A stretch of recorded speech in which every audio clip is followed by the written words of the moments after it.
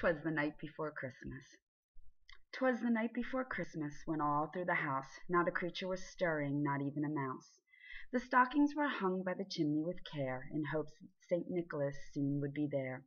The children were nestled all snug in their beds, while visions of sugar plums danced in their heads, and Mamma in her kerchief, and I in my cap, had just settled our brains for a long winter's nap, when out on the lawn there arose such a clatter, I sprang for the bread to see what was the matter. Away to the window I flew like a flash, tore open the shutters and threw up the sash. The moon on the breast of the new-fallen snow gave the lustre of midday to the objects below, when what to my wondering eyes should appear but a miniature sleigh and 8 tiny reindeer, with a little old driver so lively and quick, I knew in a moment it must be St. Nick. More rapid than eagles his coursers they came, and he whistled and shouted, and he called them by name.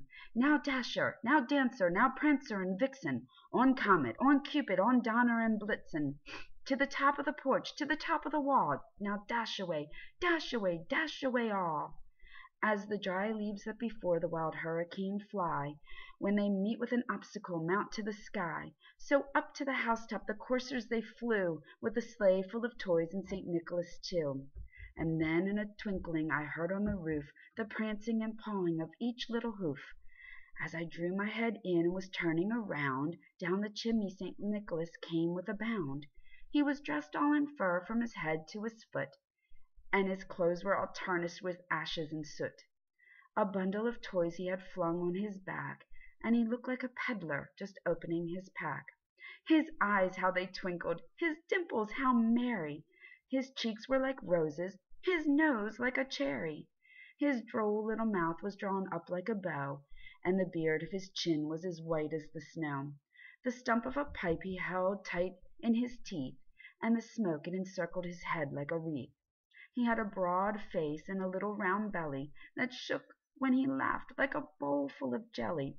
He was chubby and plump, a right jolly old elf, and I laughed when I saw him in spite of myself. A wink of his eye and a twist of his head soon gave me to know I had nothing to dread. He spoke not a word, but went straight to his work, and filled all the stockings, then turned with a jerk, and laying a finger aside of his nose, and giving a nod, up the chimney he rose. He sprang to his sleigh, to his team, gave a whistle, and away they all flew like the down of a thistle. But I heard him exclaim, ere he drove out of sight, "Merry Christmas to all, and to all a good night." Merry Christmas.